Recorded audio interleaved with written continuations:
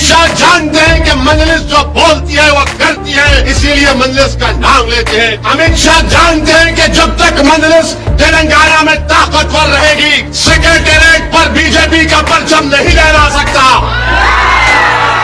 इसीलिए हमारा नाम मजलिस का नाम लिया जाता है। मजलिस ओवैसी का नाम अमित शाह इसलिए लेते हैं क्योंकि वो मॉब लिंचिंग नहीं कर सकते तेलंगाना में गाय के नाम पर, जब तक मजलिस ताकतवर रहेगी यहाँ पर। इसीलिए मजलिस इत्तेहादुल मुस्लिमीन का नाम लेते हैं। बहुत कर रहे मुसलमानों को, अरे मुसलमानों को कर रहे तो क्या तुम्हारे बाप का खजाना है, सरकार का खजाना है? क्या आपके मामा का खजाने से दे रहे हमको लाके? क्या हम टैक्स नहीं देते? नहीं कर रहे, अरे कर रहे, करना पड़ेगा। हमारी वोट से तुम मुख्यमंत्री बने, हमारे वोट से तुम एमएलए बने। जो रोड पर खड़े होकर संघ परिवार से पंजा आजमाई कर रहा है उसका नाम मुसलमान है। अमित शाह क्यों नाम लेते मजलिस का ओवैसी का आपको मालूम?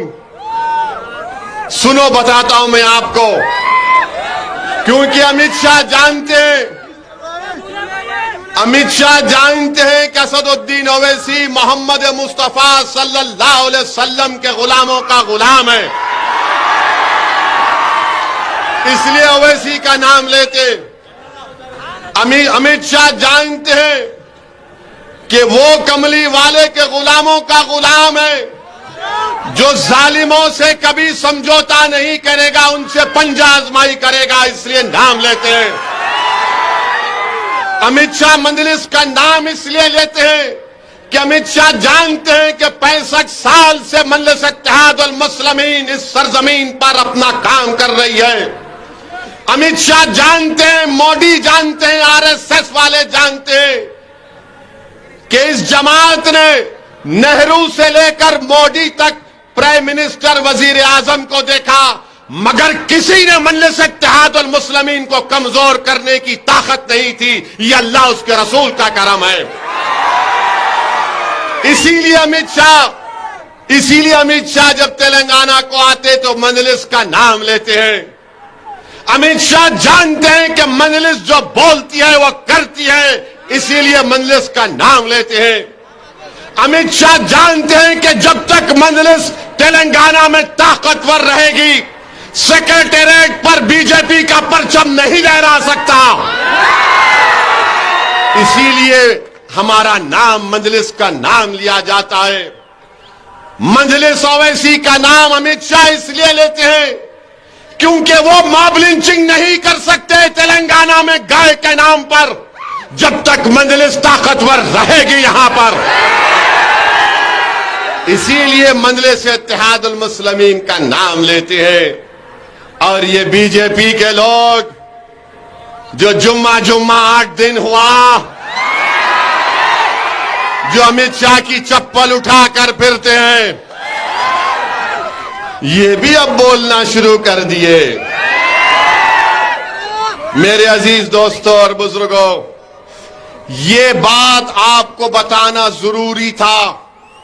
अब अगर कल कोई बीजेपी वाला या कोई अपने आप को सेक्युलर रहने वाला बोलेगा है मुसलमानों को बहुत हो रहा, क्या हो रहा रे, बहुत बोल, कौन सा काम हो रहा बोलो? नहीं, बहुत कर रहे मुसलमानों को। अरे मुसलमानों को कर रहे तो क्या तुम्हारे बाप का खजाना है, सरकार का खजाना है? क्या आपके मामा का खजाने से दे रहे हमको लाके? क्या हम टैक्स नहीं देते? नहीं कर रहे, अरे कर रहे, करना पड़ेगा। हमारी वोट से तुम मुख्यमंत्री बने, हमारे वोट से तुम एमएलए बने। हम डरते रहे बीजेपी से। बीजेपी टारगेट किसको करती? ओवैसी को करती, आपको करती। किसके घर पर हमला किया जाता है, किसको निशाना बनाया जाता है? अरे आप तो आराम से अपनी टाई की गाड़ी में फिर लेते हैं। जो रोड पर खड़े होकर संघ परिवार से पंजा आजमाई कर रहा है उसका नाम मुसलमान है। जो टीवी स्टूडियो में बैठकर आरएसएस पर या ट्विटर पर लिखते हैं वो क्या है? अरे जमीन पर आकर भारत को बचाने का काम, सेकुलरिज्म को बचाने का काम, इसकी गंगा जमुनी तहजीब को बचाने का काम, इसके कॉम्पोजिट कल्चर को बचाने का काम तेलंगाना में कौन कर रहा है बताओ। स्टीयरिंग मेरे हाथ में है तो हज हाउस नहीं बन रहा 5 साल से। स्टीयरिंग मेरे हाथ में है तो डबल बेडरूम 618 में से खाली मुसलमानों को 81 भी नहीं मिले। वापिस ले लेता हूं मैं, मगर स्टीयरिंग मेरे हाथ में। हाँ, मंजलिस के ward number 11 Ramnagar, ward number 31 Ambedkar Nagar में एक पैसा नहीं लगाते एमएलए साहब, मगर बाजू लगाते स्टीयरिंग मेरे हाथ में।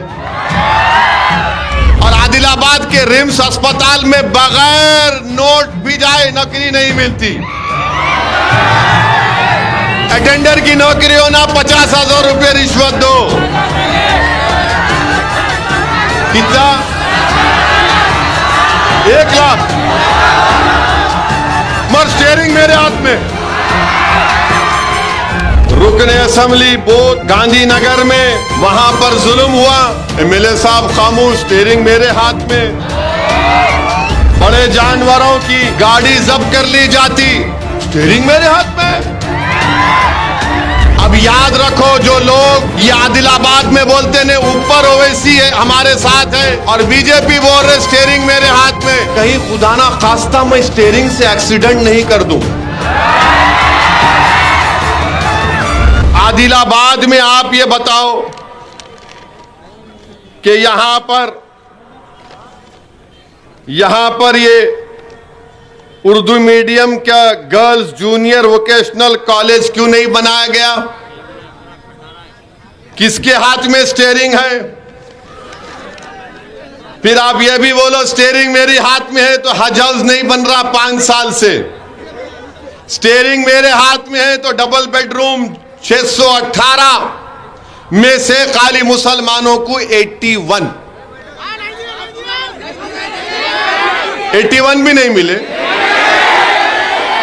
वापिस ले लेता हूं मैं, मगर स्टीयरिंग मेरे हाथ में। हाँ, स्टीयरिंग मेरे हाथ में है। अच्छा, फिर अब ये देखो, यहां पर कब्रस्तान की सारबंदी, अब तक तामीरी काम शुरू नहीं हुआ। खुर्शीद नगर में शादी खाने की अराजी 2 करोड़ रुपये मंजूर भी हो गए, मगर काम नहीं शुरू हुआ। स्टीयरिंग मेरे हाथ में है। ये फैक्ट बोल रहा हूं आपके सामने। मंजलिस के ward number 11 Ramnagar, ward number 31 Ambedkar Nagar में एक पैसा नहीं लगाते एमएलए साहब, मगर बाजू लगाते स्टीयरिंग मेरे हाथ में है। आदिलाबाद में इंडस्ट्रीज नहीं लगते, और आदिलाबाद के रिम्स अस्पताल में बगैर नोट भी जाए नौकरी नहीं मिलती। अटेंडर की नौकरी होना 50,000 रुपये रिश्वत दो। कितना? 1 लाख। मगर स्टीयरिंग मेरे हाथ में। एक नौकरी के लिए 1 लाख, 2 लाख। सुन रहे एमएलए साहब? आप सिर्फ हुनूर कापू को भी करेंगे या सबको करेंगे, हमको बता दो आप। हमारे वार्ड में नहीं करा रहे आप, तो ये मेरे अजीज दोस्तों और बुजुर्गों, ये आप देख रहे हैं। फिर आप देखिए, यहां पर इचोड़ा में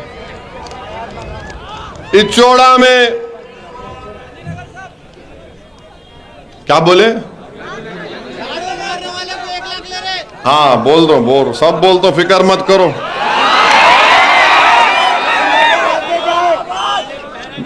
1999 में 99 में शादी खाना तामीर हुआ, मगर अब तक बराबर नहीं बना। शादी खाना वहीं का वहीं रहा।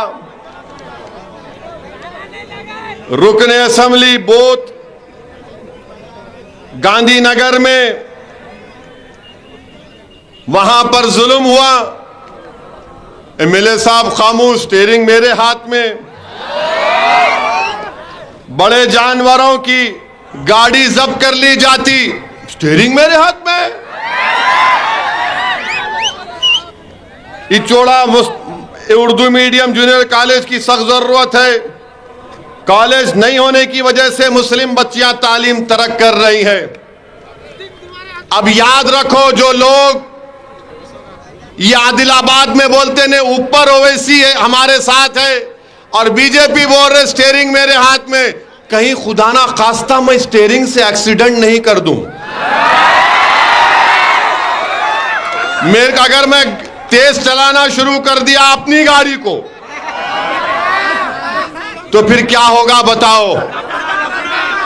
तो हम हुकूमत से, तेलंगाना की हुकूमत से इस बात का मुतालबा करते हैं कि आदिलाबाद टाउन में शादी खाने की अराजी जो दी गई उस पर तामीर शुरू होना, और ये शादी मुबारक के चेक्स एक एक साल नहीं आते, आते।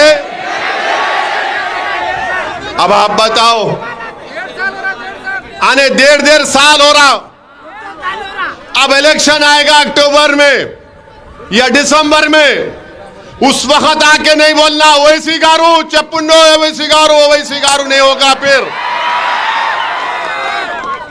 आपके पास टाइम है, अभी काम करो आप। ये जो मैं 6-7 काम बताया हूं, हमेशा हमारे बच्चों को मिलते, हमारे सदर को, अरे नजीर तेरे साथ है ना, ऐसा बोलने से नजीर का पेट भरता क्या?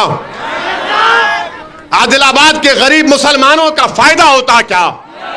अरे तुम्हारी लफ्बाजी की जरूरत नहीं है, काम की जरूरत है। और हम हुकूमत के सामने, बल्कि मैं आदिलाबाद के कलेक्टर से कह रहा हूं, आपका काम है कि इंसाफ करो। आपका काम है कि आप आदिलाबाद के मुसलमानों से इंसाफ करो। उनका जायज हक उनको मिलना चाहिए। ये मिट्टी कट्टी बातों से अब मामला हल होने वाला नहीं है। आदिलाबाद में नजीर साहब बता रहे हैं कि 60,000 के करीब मुस्लिम वोट है आदिलाबाद। आप बोले नजीर कितने हैं? 62,000 है बोल रहे कि जो भी होंगे, मगर अब आपको फैसला करना है। अगर इलेक्शन से पहले ये पूरे मसाइल हल होंगे तो फिर कुछ होगा। अगर आप ऐसे ही टाल मटोल करते रहेंगे, आपके चमचों को, हवारियों को बिठा के फूल कार पिना के फोटो डालेंगे, कुछ फायदा नहीं होगा। अगर आप कोई टोपी वाले, दाढ़ी वाले को साथ लेके ये समझेंगे कि कुछ हो जाएगा, तो आदिलाबाद का बच्चा, आदिलाबाद का बूढ़ा, आदिलाबाद की माएं बोलेंगी, एक ही टोपी वाला, एक ही दाढ़ी वाला जब तक आके नहीं बोलेंगे हम वोट नहीं डालेंगे किसी को। जब तक लंबी शेरवानी आके नहीं बोलेगा कुछ नहीं होगा।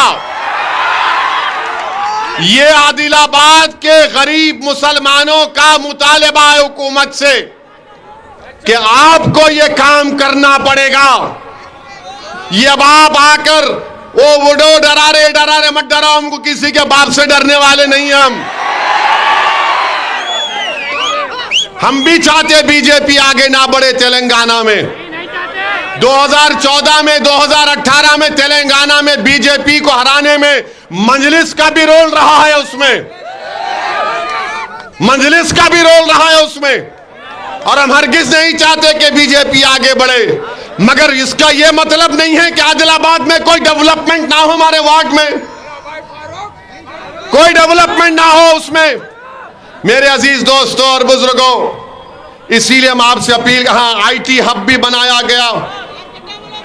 आईटी हब में, अब सुनिए, अब आप आईटी हब में यहां पर भी नौकरियां मिलनी चाहिए। हमारे बच्चे भी क्वालिफाइड हैं। अरे सबको दो आप मौका। जब सब गरीबों को मौका मिलेगा तो आदिलाबाद ऊंचाई पर जाएगा इंशाअल्लाह ताला। मेरे अजीज दोस्तों और बुजुर्गों, यहां पर 2017 के टीआरटी टीचर का भी मैजर है कि इनके 340 पोस्ट को ने 550 पोस्ट को डी रिजर्व करना है। ये मसला असेंबली में कई मरतबा मजलिस के अरकान असेंबली ने उठाया। मेरे अजीज दोस्तों और बुजुर्गों, सच्चाई यही है कि हमारे वतन अजीज भारत में जिस समुदाय का, जिस बरादरी का, जिस कास्ट का उनका लीडर होगा, उन्हीं की आवाज को सुना जाता है। आज आदिलाबाद में सियासी तौर पर हमारे मुनूर कापू भाइयों का सियासी गलबा है। क्यों है? क्योंकि उनके पास एक सियासी ताकत है। आज तेलंगाना में बीजेपी अगर ख्वाब देख रही है तो इसलिए देख रही है कि मुनूर कापू का एक बहुत बड़ा तबका, मुदिराज हमारे भाइयों का एक बहुत बड़ा तबका उनके करीब होता जा रहा है। टीआरएस अगर अपने आप को आगे बढ़ता हुआ देख रही है तो इसलिए देख रही है कि टीआरएस के पास, वो समझती है कि यादव, गौड़ और दूसरे ओबीसी भाइयों का वोट उनके पास है। बीजेपी हमारे आदिवासी भाइयों में देखती है कि जो बंजारा कम्युनिटी के नौजवान हैं उनके करीब हो रहे हैं। मैं आपसे अपील ये कर रहा हूं कि आप भी अपनी सियासी अहमियत को बढ़ाइए, अपनी सियासी ताकत को बढ़ाइए। और ये उसी वक्त हो सकता है जब आप लोग सियासी तौर पर मजलिस इत्तेहादुल मुस्लिमीन के परचम चले मुत्तहिद हो जाएंगे। आज आपको शिकायत है कि आदिलाबाद में जहां से हमारे वार्ड है वहां पर काम नहीं होते हैं। मैं आपसे अपील कर रहा हूं कि मेरी इन बातों पर गौर से, तवज्जो के साथ इस पर गौर करिए। बीजेपी इल्जामात लगाती है, नाम निहाद सेकुलर पार्टी मुझ पर इल्जाम लगाती है। जो अपने आप को सेकुलर पार्टी कहते हैं वो कहते हैं कि ओवैसी वोट काटता है, और बीजेपी ये कहती है अमित शाह तेलंगाना में आकर, अमित शाह का पेट नहीं भरता जब तक वो ये अपनी जबान से नहीं। आप चीखा मारने आए तो मैं बैठ जाऊंगा। आप चीखा मारने नहीं आए, सुनने आए। यहां से आप कुछ एक फिक्र लेकर जाएंगे। अमित शाह जब कभी भी तेलंगाना को आते तो उनका पेट में दर्द होता जब तक वो ये नहीं बोल देते कि ओवैसी के हाथ में स्टीयरिंग है। सुनिए, आप नौजवान हैं, मुस्तकबिल आपका है। अगर तुम चीख और पुकार में अपने जज्बात को बहा दोगे तो फिर मुस्तकबिल क्या होगा? तुम्हारी चीखों से मुस्तकबिल नहीं बदलेगा। तुम्हारे इस तरह के नारों से तुम्हारा मुस्तकबिल अच्छा नहीं होगा। तुम्हारा मुस्तकबिल उस वक्त अच्छा होगा जब तुम मुत्तहिदा तौर पर आदिलाबाद और तेलंगाना में मजलिस इत्तेहादुल मुस्लिमीन को मजबूत करोगे। आप देखते हैं कि मैं कह रहा था कि अमित शाह आते हैं, ये बीजेपी का सदर कुछ नहीं बोलते, बस सिर्फ ओवैसी का नाम लेते हैं। अब आप अंदाजा लगाइए कि तेलंगाना में बीजेपी का सदर ये बोला कि ओवैसी कलालो आनंदम कोसोमाकोट्टा सेक्रेटेरिएट, माने नया सेक्रेटेरिएट ओवैसी की खुशी के लिए बनाया गया है। अरे इन्हें कैसा आदमी है, कान में फूल उसके है क्या है? बगैर हमारा नाम लिए इन्हों अपने आप को मर्द नहीं कहला सकते क्या? और ये बोलते अमित शाह कि स्टीयरिंग ओवैसी के हाथ में है। सेक्रेटेरिएट के ताल्लुक से बोले गए कि गुम्मद बनाया गया सेक्रेटेरिएट में, तो ओवैसी के बोलने पर बनाया गया। अरे वो सेक्रेटेरिएट का डिजाइन एक मंदिर की बुनियाद पर बनाया गया है। गुजरात के एक हनुमान मंदिर से इंस्पिरेशन लिया गया है। उस डिजाइन से इंस्पायर होकर, उससे देखकर वो सेक्रेटेरिएट का डिजाइन बनाया गया। मगर बीजेपी वाले बोलना शुरू कर दिए ओवैसी। अब गाड़ी का स्टीयरिंग हमारी हाथ में है, तो अब आप सुनो क्या क्या सेक्रेटेरिएट ओवैसी की खुशी के लिए बनाया गया बोलते हैं ना। तो सेक्रेटेरिएट अगर मेरी खुशी के लिए बनाया गया तो मेरी खुशी तो मस्जिद में है। सेक्रेटेरिएट के दो मस्जिदों को गैर कानूनी तौर पर हुकूमत ने शहीद किया, वो मस्जिद अब तक नहीं बनी। तो मेरी खुशी कहां पूरी हुई? तुम्हारी खुशी पूरी हो गई। तीन मंदिरों के डिजाइन से इंस्पायर होकर सेक्रेटेरिएट बना दिए तेलंगाना की हुकूमत, और गाली हमको दी जा रही है। पहले तो मेरी मस्जिद बनना चाहिए था सेक्रेटेरिएट में, जो दर्जे वक्फ है, मगर उसको नहीं बनाया गया। मगर बीजेपी का इल्जाम कि ओवैसी की खुशी के लिए ओवैसी कलालो आनंदम कोसमाकोटा सेक्रेटेरिएट, हाँ।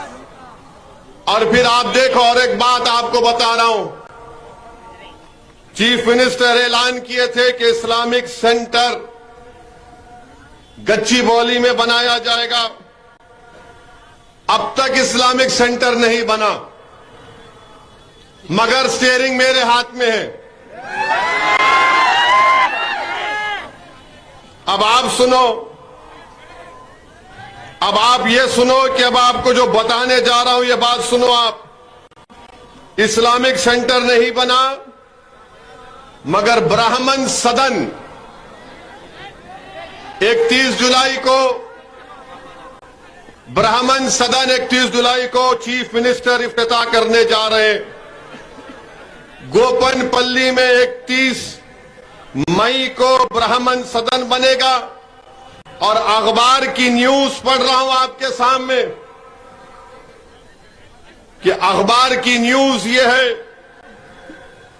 अंग्रेजी में पढ़ता हूं, बाद में तर्जुमा करता हूं, क्योंकि बीजेपी वाले बोलेंगे इन्हें इंग्लिश नहीं बोल सकता।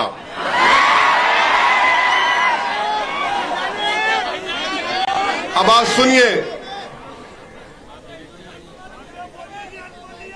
priests from popular shrines and heads of different peetams including Kanchi, Kamakoti, Dwadasha, Jyotirlinga temples and prominent temples from Tamil Nadu, AP and Karnataka have been invited. यानी जितने हमारे हिंदू भाइयों के बड़े बड़े मठ के पुजारी हैं, पीतम्स हैं, कांची कामाकोटी हैं, तमिलनाडु, आंध्र प्रदेश, कर्नाटका के, उनको ये ब्राह्मण सदन जो 31 जुलाई को इफ्तिताह हो रहा, उनको बुलाया जा रहा है। स्टीयरिंग मेरे हाथ में है। और इन लोगों को स्पेशल पूजा होगी, होमम होगा, सुदर्शना होमम होगा, चांदी होमम होगा, 30 मई से शुरू होगा। और चीफ मिनिस्टर साहब पूर्णाहुति सुबह 10:30 बजे 31 मई को अदा करेंगे। स्टीयरिंग मेरे हाथ में है। अच्छा, अब आप ये बोलो कि उसमें ब्राह्मण सदन में जो ब्राह्मण बच्चे होंगे, आला तालीम के लिए उनको रहने का इंतजाम, स्पेशल कोचिंग उनको दी जाएगी एक इम्तिहानों के लिए। अब आप बताओ कि ये बीजेपी और ये तमाम लोग बोलते, कांग्रेस भी बोलती, ओवैसी से पूछो। अब आप बताइए मेरे अजीज दोस्तों और बुजुर्गों। अच्छा, और एक बात, तेलंगाना की हुकूमत अब तक 2500 करोड़ रुपए मंदिरों की देखभाल के लिए और वहां के पुजारियों के लिए खर्च करी है। 2500 करोड़ रुपए। और अक़लियतों का बजट कितना है इस साल का? 2200 करोड़ रुपए, जिसमें मुसलमान, क्रिश्चियन, सिख, ईसाई और जैन भाई 2200 करोड़ और 2500 करोड़ रुपए मंदिरों के लिए तेलंगाना की हुकूमत ने खर्चा किया। अब फरवरी में चीफ मिनिस्टर ने इस बात का ऐलान किया कि 1000 करोड़ रुपए हनुमान कॉम्प्लेक्स जो कोडागट्टू जगतियाल डिस्ट्रिक्ट में उसको दिए जाएंगे। 2021 के बजट में चीफ मिनिस्टर ने कहा कि 720 करोड़ रुपए मंदिरों के लिए और अर्चकास के फलाह बहबूद के लिए खर्च किए जाएंगे।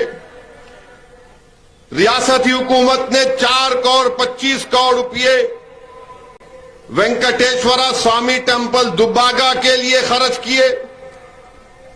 कई इरिगेशन प्रोजेक्ट्स का नाम हिंदू भगवानों के नाम पर रखा गया, हमको एतराज नहीं है, ये खुद फाइनेंस मिनिस्टर हरीश राव ने कहा। फिर इस महीने में चीफ मिनिस्टर ने ऐलान किया कि 25 करोड़ रुपए हुकूमत देगी हरे कृष्णा टावर के लिए, जो हैदराबाद में नारसंगी में बनाया जाएगा। फरवरी 2021 में असेंबली में हुकूमत ने, सीएम ने कहा कि पुजारियों के पूजा के लिए उनको पैसे दिए गए हैं। तेलंगाना के 3665 मंदिरों के लिए 1 करोड़ रुपए भद्राद्री मंदिर के लिए दिए गए, रामनवमी के लिए, वेमुलवाड़ा मंदिर के लिए 60 करोड़, कोंडागट्टू मंदिर के लिए 100 करोड़, बासारा मंदिर के लिए 50 करोड़, धर्मापुरी मंदिर के लिए 50 करोड़, बिरकुर मंदिर के लिए 13 करोड़, कोमरावली मंदिर के लिए 11 करोड़, दुब्बाक मंदिर के लिए 3 करोड़, सिद्दीपेट की शिवा मंदिर के लिए 2 करोड़, 50 लाख गंगापुरम मंदिर के लिए, 30 लाख गोडम सत्यनारायण मंदिर के लिए। और रियासती हुकूमत ने 156 crore special development fund for developing temples other than major temple across the state, और टेम्पल वर्क फंड में 1890 करोड़ रुपए खर्चा किए गए। और वहां पर अब आप बताइए कि हर साल ये खर्चा रियासती हुकूमत का है, इसके बावजूद भी आप बोलते अमित शाह के पेट में दर्द होता जब तक अमित शाह नहीं बोलते, ओवैसी के हाथ में स्टीयरिंग है। अमित शाह आप बोलो, अगर स्टीयरिंग मेरे हाथ में है तो आपको ये होना नहीं होना? बोलो बीजेपी वालों, तेलंगाना के हिम्मत है तो। मेरे को एतराज नहीं है कि रियासती हुकूमत ने 1800 करोड़ रुपए दिए। एक यादाद्री मंदिर के लिए हुकूमत ने 1200 करोड़ रुपए खर्चा किए, मुझे उस पर भी एतराज नहीं है। मगर मैं पूछना चाह रहा हूं, जो मंजलिस पर इल्जाम लगाते हैं, बताओ इसके बारे में क्या जवाब है तुम्हारा? अच्छा, और हैरत की बात नहीं है, बल्कि अब आप ये भी सुन लो, क्योंकि कांग्रेस के लोग बोलेंगे हमारा नाम नहीं लिए।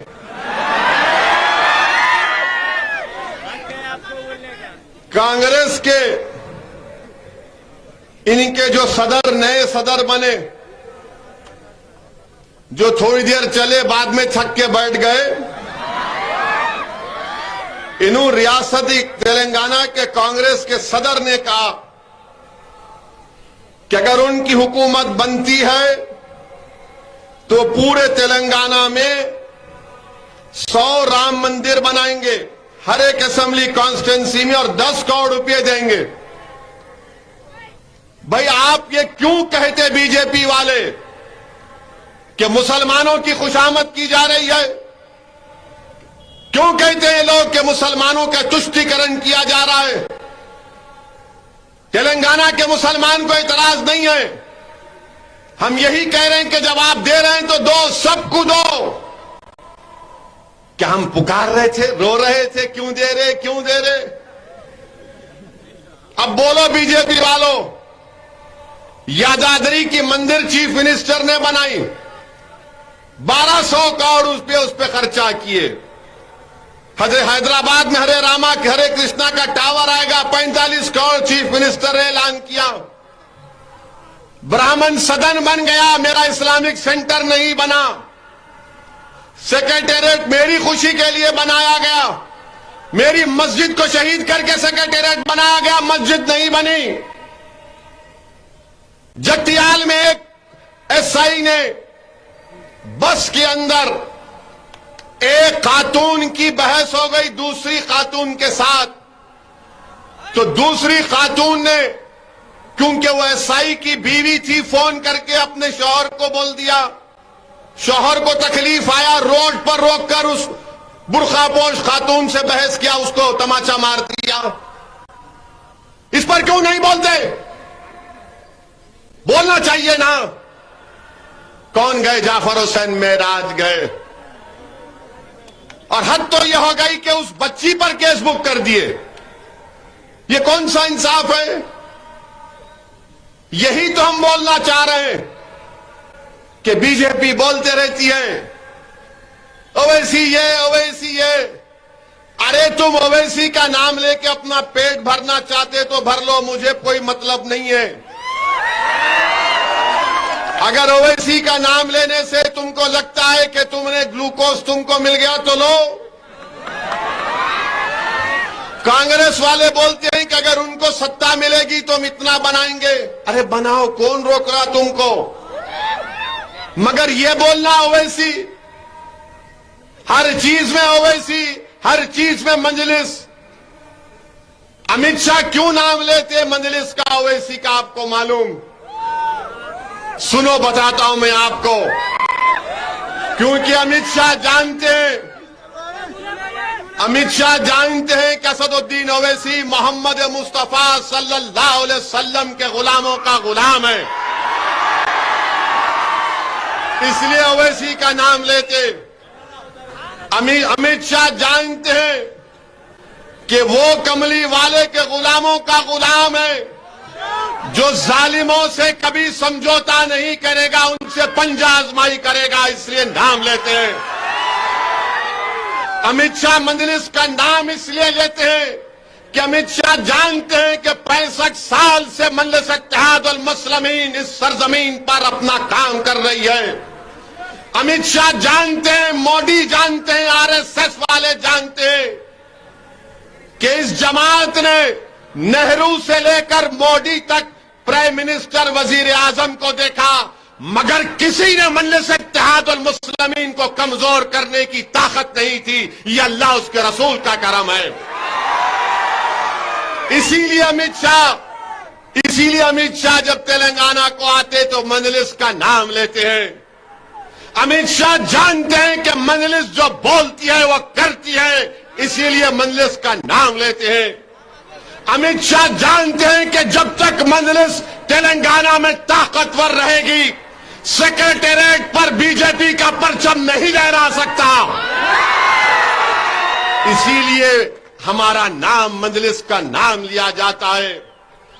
मजलिस ओवैसी का नाम अमित शाह इसलिए लेते हैं क्योंकि वो मॉब लिंचिंग नहीं कर सकते तेलंगाना में गाय के नाम पर, जब तक मजलिस ताकतवर रहेगी यहां पर। इसीलिए मजलिस इत्तेहाद वल मुस्लिमीन का नाम लेते हैं। और ये बीजेपी के लोग जो जुम्मा 8 दिन हुआ, जो अमित शाह की चप्पल उठाकर फिरते हैं, ये भी अब बोलना शुरू कर दिए। मेरे अजीज दोस्तों और बुजुर्गों, ये बात आपको बताना जरूरी था। अब अगर कल कोई बीजेपी वाला या कोई अपने आप को सेक्युलर रहने वाला बोलेगा है मुसलमानों को बहुत हो रहा। क्या हो रहा रे? बहुत बोल। कौन सा काम हो रहा बोलो? नहीं, बहुत कर रहे मुसलमानों को। अरे मुसलमानों को कर रहे तो क्या तुम्हारे बाप का खजाना है? सरकार का खजाना है? क्या आपके मामा का खजाने से दे रहे हमको लाके? क्या हम टैक्स नहीं देते? नहीं कर रहे। अरे कर रहे, करना पड़ेगा। हमारी ओट से तुम मुख्यमंत्री बने, हमारे ओट से तुम एमएलए बने।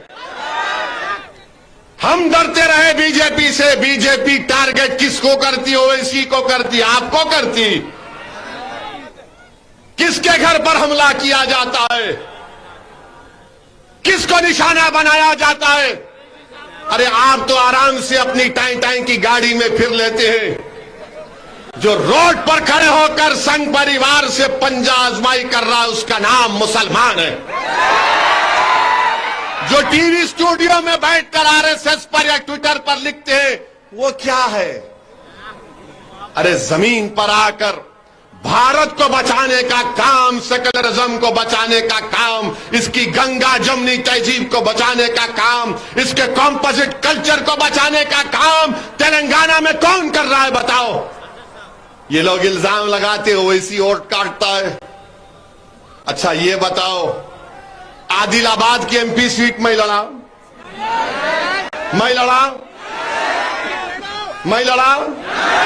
आप वोट दिए बीजेपी को। कितने लोग नहीं दिए? हाथ उठाओ।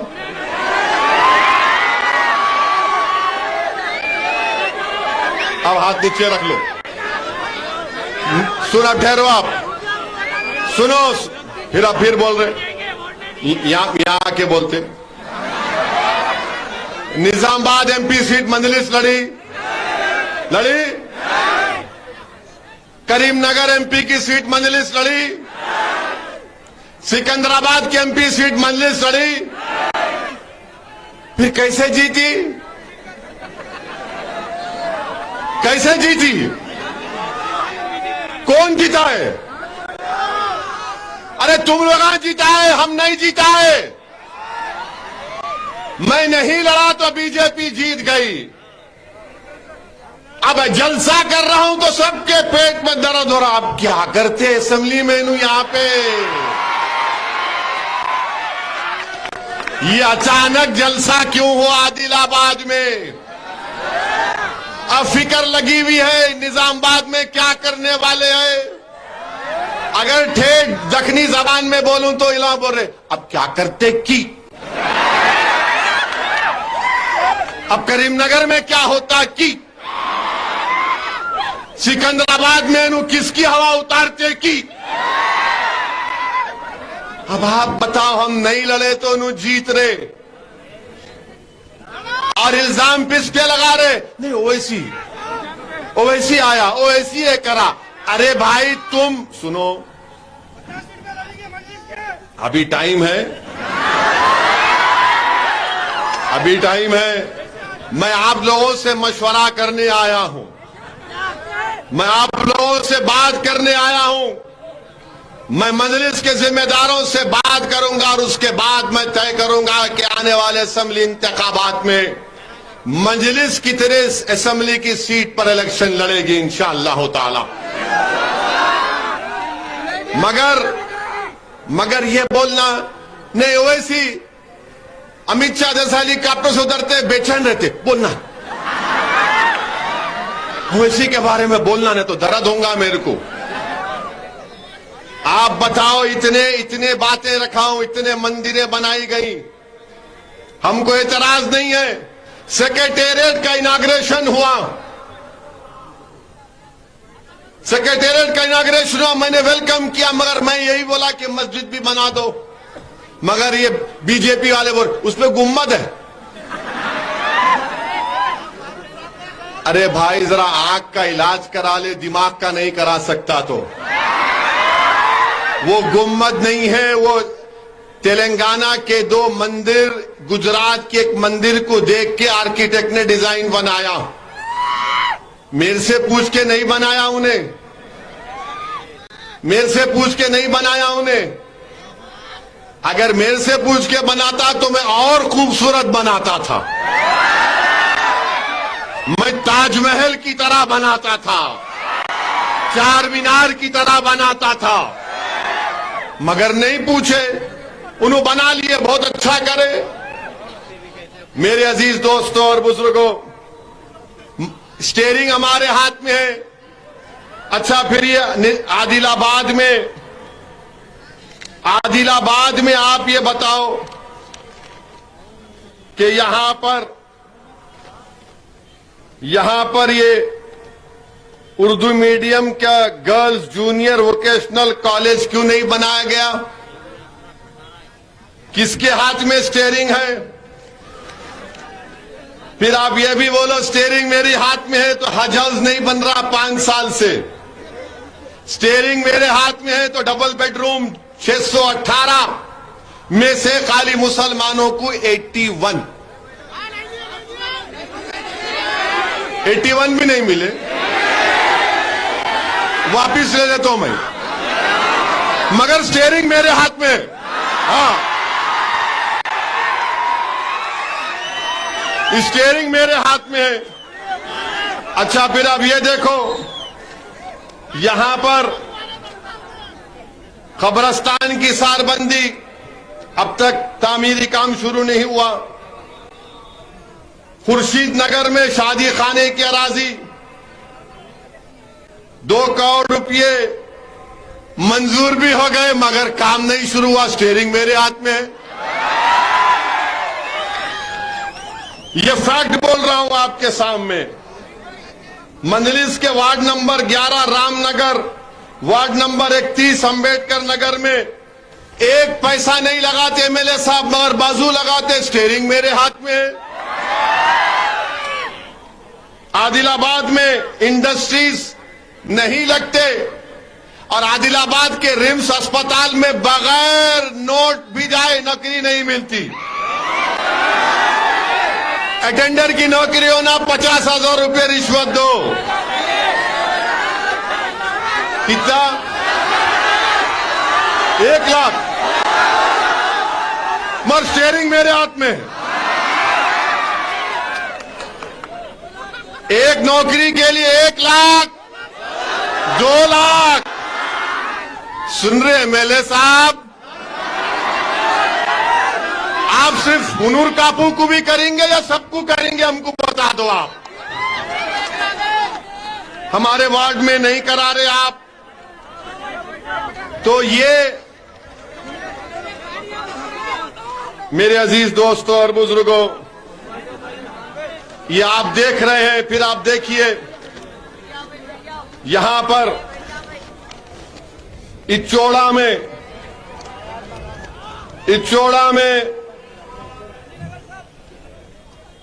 क्या बोले? हाँ, बोल रहा हूं, सब बोल दो, फिक्र मत करो।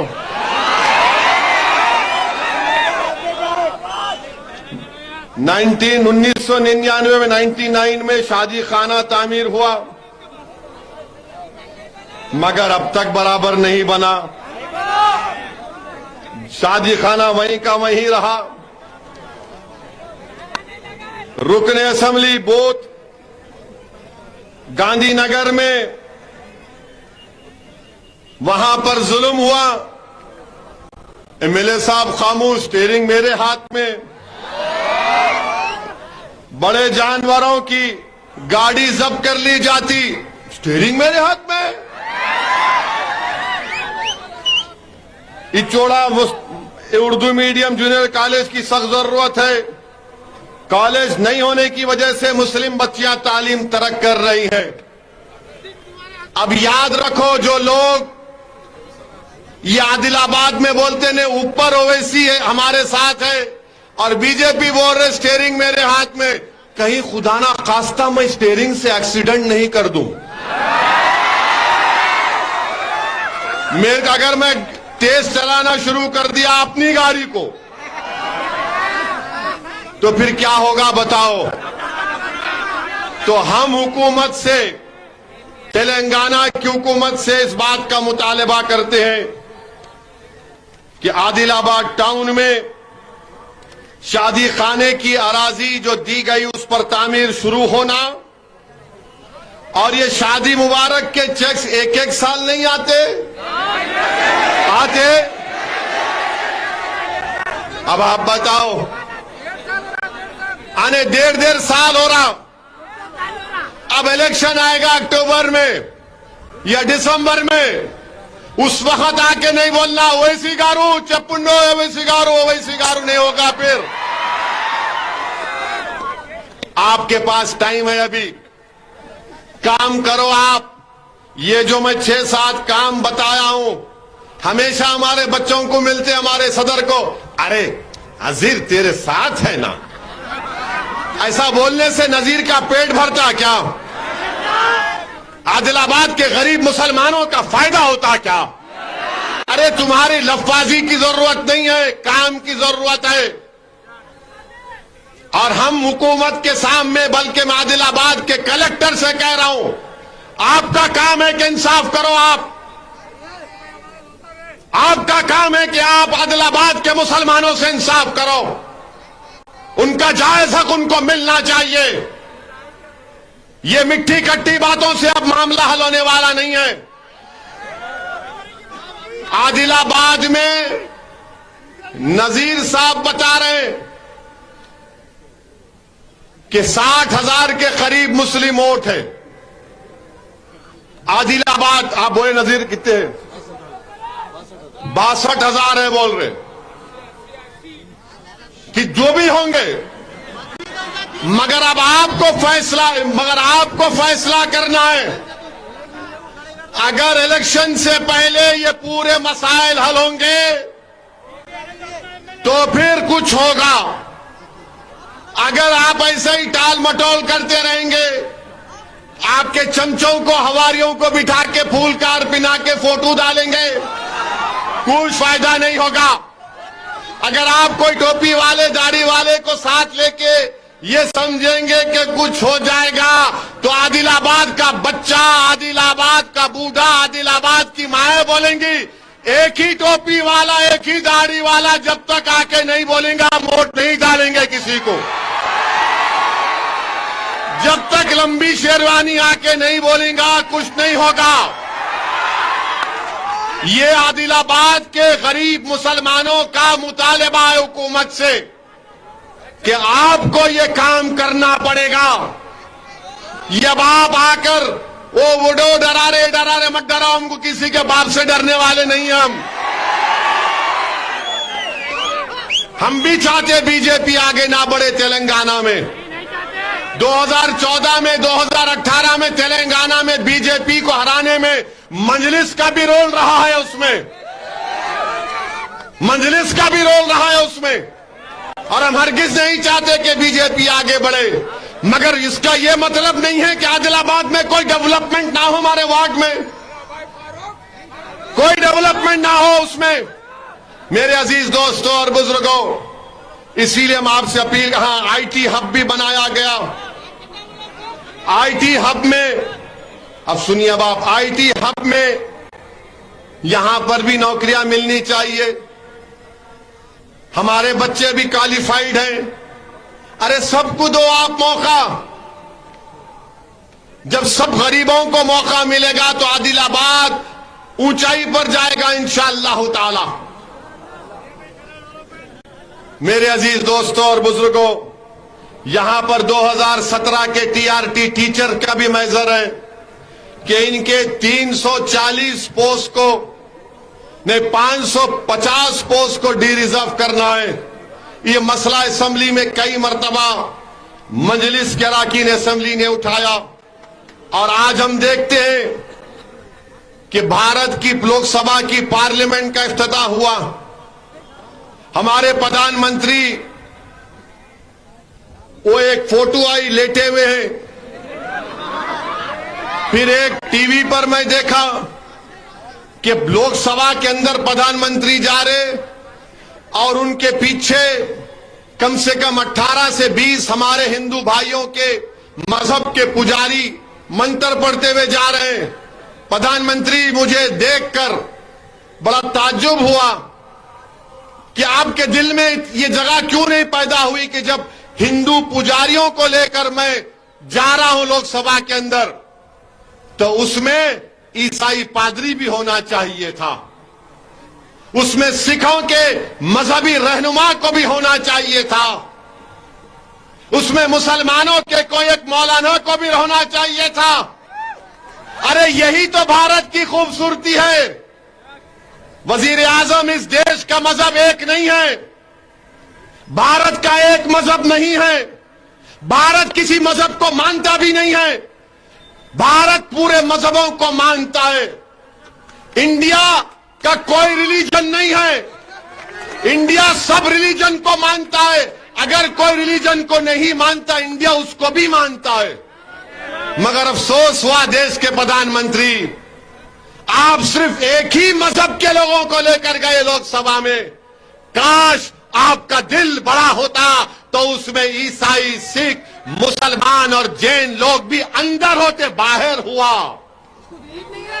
मगर लोग बोलते हैं, अब बोलेंगे नहीं बाहर नहीं हुआ, उस सूर्य रहमान का सूरा नहीं पढ़े। अरे भाई अंदर भी पढ़ना था, अंदर भी पढ़ना था। यासीन वल कुरान अल हकीम, यह भी पढ़ना था अंदर। मगर प्रधानमंत्री सिर्फ अपने साथ इन्हीं लोगों को लेकर गए। वो लोकसभा का नया इफ्तिदा नहीं दिख रहा था, ऐसा दिख रहा था कि कोई दिल्ली के सुल्तान की ताजपोशी हो रही है। अफसोस हुआ, पार्लियामेंट की जरूरत है, पार्लियामेंट बनना चाहिए, मगर ये क्या हुआ है? क्या ये भारत का सेकुलरिज्म है? क्या ये सत्यमेव जयते है? क्या यही दिन देखने के लिए हमारे बुजुर्गों ने अंग्रेजों से लड़कर अपनी जानों की अजीम कुर्बानी दी थी? क्या इसीलिए हमारे बुजुर्गों ने काला पानी की सजा काटी थी? क्या इसीलिए जलियांवाला बाग में हमारे बुजुर्गों ने अपनी जानों को कुर्बान कर दिया अंग्रेजों की गुलामी से आजादी हासिल करने के लिए? क्या इसीलिए बहादुर शाह जफर के सामने उनके बेटों की कटे हुए सर को लाकर पेश किया गया था?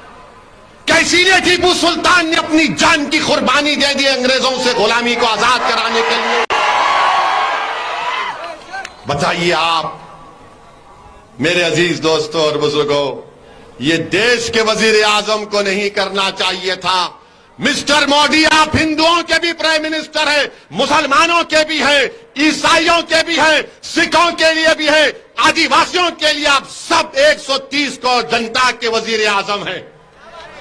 आप एक मजहब के नहीं हैं। तो लोग अब कल से बोलेंगे वैसी तेरा मजहब कौन सा है?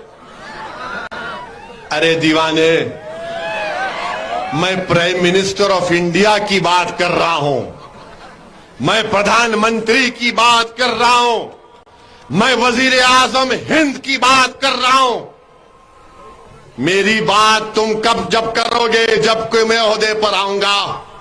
मगर इंशाअल्लाह ताला जब तक अल्लाह मुझे जिंदा रखेगा, जब तक आपकी दुआएं, आपका साथ रहेगा, असदुद्दीन ओवैसी जहां ठहरा है वहीं ठहरेगा। मेरी अगर ये फकीरी है तो मुझे अपनी फकीरी पर नाज है। अल्लाह ने मेरी फकीरी में शाही दी है। जो मुकाम अल्लाह ने मंजलिस के लोगों को दिया है वो किसी बड़े बड़े जमात के कायदीन को अल्लाह ने नहीं दिया है। ये अल्लाह का बहुत बड़ा करम और फजल है। मेरे अजीज दोस्तों और बुजुर्गों, आज पार्लियामेंट का इनॉग्रेशन हुआ तो बार बार, हाँ यही है जावेद भाई, बैठ तू, बार बार मीडिया के लोग पूछ रहे आज 28 में है, आप बताओ। मैंने कहा मैं क्या करूं? नहीं, उनकी सालगिरह का दिन है। मैं भी 13 मई को पैदा हुआ, क्या करेंगे? मगर मैं अपनी बर्थडे नहीं मनाता हूं। हमारे दादी मरहूम, अल्लाह उनकी मगफरत करे, उनकी खबर को नूर से भर दे, हमारे घर में कभी भी केक नहीं कटा, ना मैं केक काटता हूं। मेरे को बर्थडे मालूम ही नहीं। जबकि लोग मुझे मुबारकबाद देते तो मैं ताज्जुब करता हूं, इन्हें वाकई मेरा दोस्त है दुश्मन है इन्हें? मेरी जिंदगी का 1 साल कम हुआ, इन्हें खुश हो रहा। हेलो, किधर? बर्थडे तो एक ही है, माह रब्बिल अव्वल में मिलादुन नबी, बस, जिसकी वजह से वजीए तखलीक कायनात हुई है। अब 28 की बात कर रहा हूं, हम उनको जवाब दिए। अब सुनो 28 मई के बारे में। काला पानी की सजा अल्लामा फजल खैराबादी को हुई। अल्लामा फजल खैराबादी ने अंग्रेजों से माफीनामा नहीं लिखा था। 28 मई को पैदा होने वाला 6 माफीनामे लिखा। अल्लामा फजल खैराबादी जान को कुर्बान कर दिए। और हम और आप जो आज इस सरजमीन पर है और हमको अपनी वतन से इतनी मोहब्बत है, तो उसकी वजह एक ये भी है कि मक्का मस्जिद जो हैदराबाद में है, मौलवी इस्माइल और तुर्रेबाज खां मक्का मस्जिद में जुमे के बाद जुलूस निकाले अंग्रेजों के खिलाफ। हैदराबाद की सुल्तान बाजार में ब्रिटिश रेजिडेंसी के सामने तोपें चली, बंदूकें चली। मौलवी इस्माइल साहब गिरफ्तार हुए। काला पानी की सजा उनको मिली। सबसे पहले काला पानी को कौन गया था मालूम आपको? तेलंगाना बिड्डा गया था, यहां से गया था। कैसा था डायलॉग, समझ में आया? तुर्रेबाज खान की लाश को टूपरान के पास सालार जंग गिरफ्तार किए, गोलियां मारकर तुर्रेबाज खान की लाश को सुल्तान बाजार में 4 दिन तक लटका के रख दिया गया।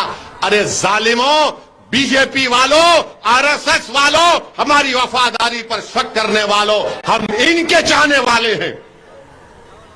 जो पाकिस्तान से मोहब्बत करते थे वो पाकिस्तान को भाग गए। जो वफादार है, जो आज आदिलाबाद में मुकाबला कर रहे हैं जालिमों से। मेरे अजीज दोस्तों और बुजुर्गों, और एक बीजेपी की तरफ से आजकल हमारे प्राइम मिनिस्टर पिक्चर के प्रोमोटर बन चुके हैं। एक पिक्चर बनाई गई, कुछ भी नाम होगा, गलीज नाम उसका, और उस पिक्चर में दिखाया गया, पहले बोला गया कि 32,000 औरतें आईसिस में भाग गई। बाद में केरला की एक सियासी जमात की यूथ विंग ने ऐलान किया कि हम इतने करोड़ का इनाम देंगे अगर तुम 32 नाम बता दिए तो फौरन बोले नहीं, खाली 5। और प्राइम मिनिस्टर बोल रहे बड़ी अच्छी पिक्चर है। प्राइम मिनिस्टर, आपसे बड़ा कोई एक्टर नहीं है। आप जो 9 साल से पिक्चर बना रहे हैं ना, वो सब लोग देख के खाली खुश हो रहे, मगर जब ये पिक्चर खत्म होगी तब इस देश के लोगों को ख्याल आएगा, अरे ये पिक्चर थी, रियलिटी नहीं थी। देखो पिक्चर, और इस पिक्चर में विलन कौन है? दाढ़ी वाला है। इस पिक्चर में विलन कौन है? बुर्का पहनने वाली बहन है, और बाकी सब हीरो है। ये सब दोस्त हैं, हम दुश्मन हैं। ये 9 साल का कारनामा है बीजेपी का कि एक पिक्चर को प्रमोट करते हैं झूठ की बुनियाद पर। अरे पिक्चर बनाने वालों, तुम हमारी मां और बहनों की बेइज्जती करके अपना पेट पाल रहे हो, तो थूकता हूं तुम्हारे पेट पर, मैं थूकता हूं तुम्हारी झूठ पर। अल्लाह तुमको गारत करे कि तुम झूठ को दिखाकर तुम सच्चाई को दिखा नहीं सकते। मगर याद रखो, सूरज जब निकलता है तो सूरज सच्चाई की निशानी है। और तुम जानते हो कि मुसलमान दहशतगर्दों का कभी साथ दिया ना कभी देगा इंशाअल्लाह ताला। पिक्चर बना दिए, प्राइम मिनिस्टर प्रमोट कर दिए। अब ये सेकुलर पार्टी के लोग बोलेंगे अब इलेक्शन आएगा तो कांग्रेस के लोग आके बोलेंगे ओवैसी साहब गाड़ी का स्टीयरिंग आपके हाथ में है। अरे भाई साहब, आपका नामो निशान मिट रहा है। निर्मल में आपका है, क्या नाम उसका, अच्छा कोई भी है, उन्होंने भाग गए छोड़ के, सब छोड़ छोड़ के भाग रहे आपको, मगर इनको सबको एक ही मर्द दिखता ओवैसी, असदुद्दीन ओवैसी, अकबरुद्दीन ओवैसी, मंजलिस। अरे पहले अपने भागने वालों को रोको, उनको समझाओ। सबके सब चपला बगल में रख के भाग रहे, एक के बाद एक के बाद एक। मगर अब कांग्रेस वाले बोलते हैं नहीं, असदुद्दीन ओवैसी की वजह से, मजलिस के इलेक्शन लड़ने की वजह से मैं 8 सीट लड़ा, 1 एमपी की सीट लड़ा, औरंगाबाद की दूसरी सीट एमपी की लड़े, किशनगंज की लड़े। औरंगाबाद की आवाम को लाखों सलाम, वहां के हिंदू मुसलमान दलित ओबीसी भाइयों बहनों ने 21 साल के शिवसेना के एमपी को हरा के इम्तियाज जलील को अपना एमपी बनाया। किशनगंज में अख्तरुल ईमान 3 लाख वोट लिए और वहां पे कांग्रेस जीती, बीजेपी नहीं जीती। अब ये बताओ कि क्या खाली भारत में 3 लोकसभा की सीट है, बाकी कुछ भी नहीं है? मगर नहीं, ओवैसी। राजस्थान में कांग्रेस की सरकार है, राजस्थान में जुनैद और नसीर को उनके घर से किडनैप करके जिंदा जला दिए, हरियाणा ले जाकर गाड़ी में डालकर जिंदा जला दिए। ये गौ रक्षक नहीं है, ये राक्षस है ये लोग। और अब तक कांग्रेस की सरकार असल मुजरिम को नहीं पकड़ सकी। कांग्रेस की सरकार है, कन्हैया लाल को मार दिए, हम कंडेम किए, मरने वाले परिवार को, खानदान को 50 लाख, नसीर जुनैद के खानदान को 15 लाख। ये सेक्युलरिज्म। हज को हाजी जा रहे, पत्थर फेंक कर हाजियों को जख्मी कर दिए ihram की हालत में, कांग्रेस की सरकार। अब बताओ आप, मेरे अजीज दोस्तों और बुजुर्गों, इसीलिए आपसे कह रहा हूं कि मजलिस को मजबूत करो। बीजेपी खुश है, मुनुर कापू मुदिराज उनके साथ आ रहे हैं। बीजेपी खुश है, कितनी खुशी रहती नहीं मालूम। आओ बिल्ली के ख्वाब में छिछड़े रहते, मालूम ना आपको। मेरे अजीज दोस्तों और बुजुर्गों, लीडरशिप बनाओ। नजीर तुमको दिख रहा होगा, मगर नजीर को तुम अपना लीडर बनाओगे तो नजीर इंशाअल्लाह ताला आपके मसाइल के लिए लड़ेगा, आपके लिए जिद्दोजहद करेगा। और हम तेलंगाना की हुकूमत से भी ये बोल रहे हैं, ये जो वाकयात हो रहे हैं उस पर रोक लगाइए आप। ये जो संघ परिवार के ताकतें, ये जो सांप अपना सर उठा रहा है, रोको इनको, रोको इनको, इनके नाक में नकील डालो, इनके बढ़ते हुए कदमों को रोको आप। अगर आप यही समझेंगे कि नहीं नहीं सब ठीक है, तो मैं आपको बताना चाह रहा हूं हुकूमत को, ये आपके लिए कहीं चैलेंज ना बन जाए मुस्तकबिल में। मेरे अजीज दोस्तों और बुजुर्गों, मेरी आप तमाम से अपील है कि मजलिस को मजबूत करिए और डरने और घबराने की जरूरत नहीं है। अमन को हमेशा मजबूत करिए। आदिलाबाद का अमन हमारे लिए बहुत अहम है, तेलंगाना का अमन हमारे लिए बहुत बड़ा अहम है। तेलंगाना को और ऊंचाइयों पर लेकर जाना है, मगर ऊंचाइयों पर लेकर जाने का मकसद ये मतलब ये नहीं निकलता कि मेरे ख्वाबों को चुकनाचूर कर दिया जाएगा। मुझे दबाकर तुम ऊंचाइयों पर नहीं जा सकते। अगर ऊंचाइयों पर जाना है तो मुझे भी ऊंचाइयों पर जाने का ख्वाब है। हम सबको ऊपर लेकर जाना पड़ेगा, हम सबको तरक्की करना पड़ेगा। ये मजलिस इत्तेहादुल मुस्लिमीन का पैगाम है। मेरे अजीज दोस्तों और बुजुर्गों, मेरी आप तमाम से फिर से अपील है कि अपने दीन से वाबस्ता रहिए, मस्जिदों को आबाद रखो, पढ़ाई हासिल करो, स्कूल को भिजाओ अपने बच्चियों को और अपने बेटों को, कॉलेजेस को भिजाओ, मुसलमानों पढ़ो, इल्म हासिल करो, काबिल बनो, ताकतवर बनो, डॉक्टर बनो, वकील बनो, इंजीनियर बनो, ग्रेजुएट बनो, टीचर बनो, आरडीओ बनो, सरपंच बनो, एमएलए बनो, एमपी बनो। तुमको हर मैदान में आगे बढ़ना है। और याद रखो, कभी भी अपनी जबान पे ये लफ्ज नहीं लाना कि मैं गरीब हूं, मैं क्या कर सकता हूं। अरे जो गरीब है, तुम तारीख नहीं जानते गरीबों की। वो गरीब ही थे जिन्होंने दुनिया की तारीख को बदल के रख दिया। वो गरीब ही थे जिसने मक्के की सरजमीन पर इनकलाब को बर्पा किया। वो गरीब ही थे जिसने उहद के मैदान में इनकलाब को बर्पा किया। वो गरीब ही थे जिसने करबला को अपने खून से रंग किया। वो गरीब ही थे जिन्होंने मवत्ता के मैदान में अपने कामयाबी के परचमों को गाड़ दिया था। गरीबी ताकत है तुम्हारे लिए, याद रखो।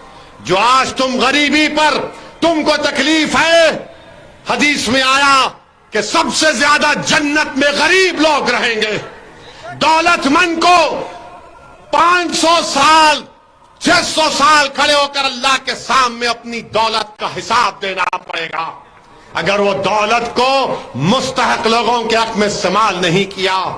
अपने हौसलों को बुलंद रखो, दीन इस्लाम पर फख्र करो, दीन में मुकम्मल दाखिल हो जाओ, और दीन में कोई कॉम्प्रोमाइज नहीं किया जा सकता। खैर बोलेंगे, आखिर में बोलेंगे बोलेंगे बोलेंगे बोलेंगे। स्टीयरिंग मेरे हाथ में। अब अपने मस्जिदों को आबाद रखो, उलमाओं की इज्जत करो, अपने बीवियों से अच्छा बर्ताव करो, अम्मा बाबा की खिदमत करो, और जरा सुबह जल्दी उठो, सिगरेट छोड़ो, सिगरेट छोड़ो, ये खोल के पुड़ियां डालना बंद करो। दुनिया तुम्हारे को पुड़ी दे के तुमको बेवकूफ बना रही है। जागो नौजवानों, जागो, ये मुस्तकबिल तुम्हारा है। हमको इस मुल्क को बचाना है फाशिस्ट ताकतों से। इस अजीम मुल्क को हमको बचाना है फिरका परस्त ताकतों से। और याद रखो, ये वतन हमारा है, ये वतन हमारा ही रहेगा इंशाअल्लाह ताला। अब कोई हिजरत नहीं होने वाली है। अब वतन हमारा यही था, यही रहेगा। आपसे मैं अपील कर रहा हूं कि अमन को मजबूत रखिए, और आदिलाबाद के मजलिस इत्तेहादुल मुस्लिमीन की टीम को आप सरपरस्ती करिए। गलती करते हैं तो इनका हाथ पकड़कर बताइए कि गलती मत करो, इनकी मदद करो, इनको सही राह दिखाओ। बुजुर्गों से, उलमाओं से अपील है कि मेरी आपसे गुजारिश है कि आप इनकी सरपरस्ती करिए। अब इंशाअल्लाह ताला तेलंगाना में हमारे जलसे शुरू हुए हैं, अब तेलंगाना में चलते रहेंगे हमारे जलसे। अब और बीजेपी वाले कुछ बोलेंगे, अमित शाह कुछ बोलेंगे, मोदी कुछ बोलेंगे, किसी का कर्जा नहीं रखता हूं, जवाब दूंगा इंशाअल्लाह ताला, जवाब देंगे, मगर जमहूरी तरीके से देंगे, संविधान के दायरे में रहकर देंगे। और इनको बताएंगे कि तुम्हारी बातों से हम डरने वाले नहीं हैं, तुम्हारे खौफ से हम झुक जाने वाले नहीं हैं। अरे इख्तिदार तो बहुत से जालिमों के पास था, इख्तिदार चंगेज खान के पास भी था, इख्तिदार हलाकू के पास भी था, इख्तिदार मुगलों के पास भी था। अरे आज दुनिया के महलात वीरान हैं, और ये बताते हैं कि इख्तिदार किसी के पास नहीं रहने वाला है। अजीजान मिल्लत, अपने हौसलों को मजबूत रखिए। आप तमाम का फिर से शुक्रिया कि आज आप यहां पर आए। अकबर साहब को भी जाता हूं नेक्स्ट।